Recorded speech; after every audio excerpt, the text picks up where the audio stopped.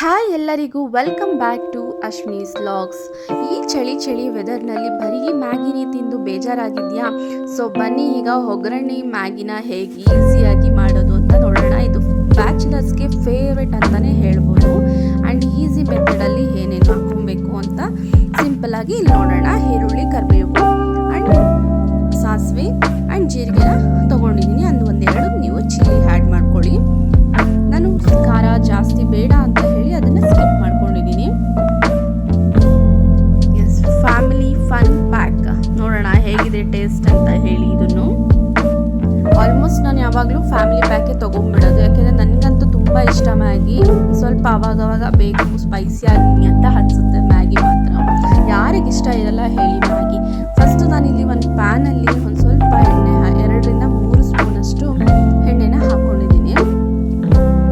ಸಾಸಿವೆ and ಜೀರಿಗೆನ add ಮಾಡ್ಕೊಳ್ತಿದ್ದೀನಿ and ಕರಿಬೇವು.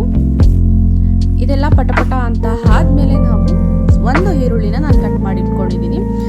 ಈರುಳ್ಳಿ ನಾರ್ಮಲ್ ಆಗಿ ಫ್ರೈ ಮಾಡ್ಕೊಳ್ಳೋಣ, ಜಾಸ್ತಿ ರೋಸ್ಟ್ ಆಗೋದು ಬೇಡ.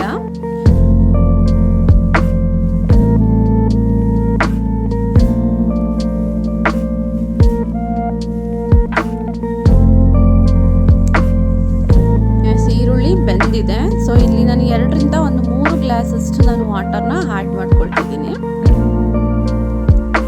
ಸ್ವಲ್ಪ ರುಚಿಗೆ ಉಪ್ಪನ್ನ ಆ್ಯಡ್ ಮಾಡ್ಕೊಳ್ಳಿ. 1/4 ಟೇಬಲ್ ಸ್ಪೂನ್ ಅಷ್ಟು ಹಾಕ್ಕೊಳ್ಳಿ. ಯಾಕೆ ಅಂದರೆ ಮ್ಯಾಗಿ ಮಸಾಲದಲ್ಲೇ ಉಪ್ಪು ಕೂಡ ಮಿಕ್ಸ್ ಇರುತ್ತೆ. ಸೊ ಅದಕ್ಕೋಸ್ಕರ ನಾನು 2-3 ಚಿಟಿಕೆ ಅಷ್ಟು ಮಾತ್ರ ಉಪ್ಪನ್ನ ಆ್ಯಡ್ ಮಾಡ್ಕೊಂಡಿದ್ದೀನಿ.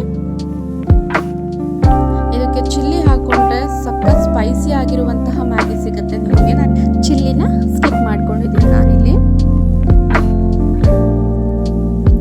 ನೀರು ಕುದೀತಾ ಇರಬೇಕಾದ್ರೆ ನಾವಿಲ್ಲಿ ಮ್ಯಾಗಿನ ಹಾಕೊಬೇಕು. 2 ಪ್ಯಾಕನ್ನ ನಾನಿಲ್ಲಿ ಮಸಾಲನ ತೊಗೊಂಡಿದ್ದೀನಿ. 2 ಪ್ಯಾಕನ್ನು ಕಂಪ್ಲೀಟಾಗಿ ಹಾಕೊಂಡ್ಬಿಡೋಣ.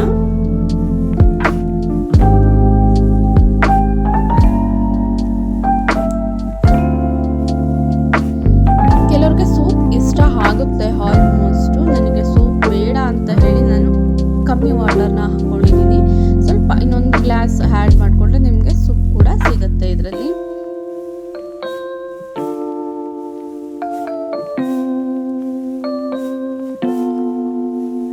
ಇಷ್ಟೇ ಈಸಿಯಾಗಿರುವಂತಹ ಒಗ್ಗರಣೆ ಹಾಕಿ ಮ್ಯಾಗಿನ ನೀವು ಕೂಡ ಟ್ರೈ ಮಾಡಿ ಆ್ಯಂಡ್ ಟೇಸ್ಟ್ ಹೇಗಿತ್ತು ಅಂತ ಕಮೆಂಟ್ಸ್ ಮಾಡಿ. Please subscribe to my channel.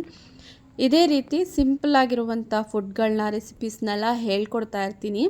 And ನಂದು ಡೈಲಿ ವೀಡಿಯೋಸ್ ಕೂಡ ಬರ್ತಾ ಇರುತ್ತೆ ಅವಾಗವಾಗ. Please subscribe to my channel. Thank you so much for watching.